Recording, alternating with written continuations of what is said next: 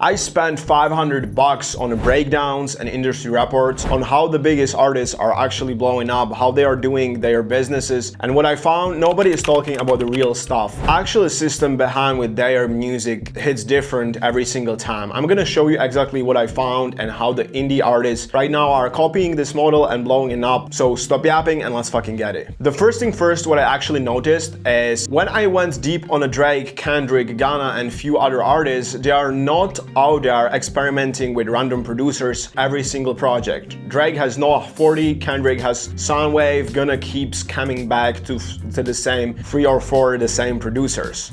Why does it matter? Because consistency of the sound is a brand decision, not just an artist's one. Most indie artists are doing this completely opposite. They are just buying random beats from random producers, and every project sounds like a different person made. Serious artists find their sound partners and lock in. They are not buying random leases from 10 different producers. They are building a sonic identity with a trusted team. That's the first thing nobody talks about. The second thing is that the beat is the cheapest part. I know this sounds crazy, but let me talk about this. When you actually break down the production credits on the major records, the beat itself is often the most simple thing in the record because it's some simple melody, 808 clap and a hi-hat pattern, and that's it. What makes it good sound like $1 million is everything what happened after the beat. The vocal production, the layering, the mixing, engineering, who charges 500 to 2000 or 500 per song, the mastering, the rearrangement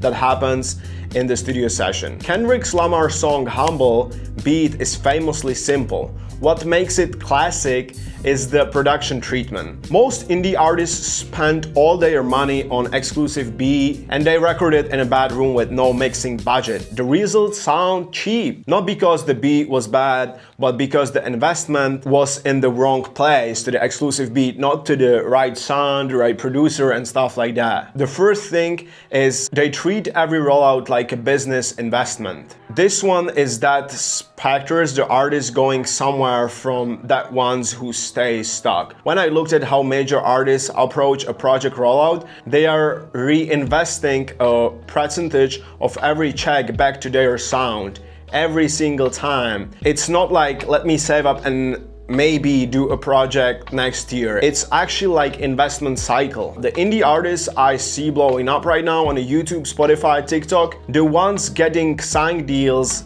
the ones getting co-signs, they operate exactly same way on a similar cycle.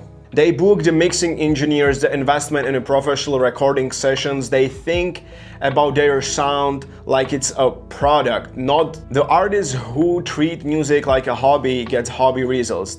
The ones who treat it like a business, those are the ones still here in 5 years, and that's a fact. So here is the thing.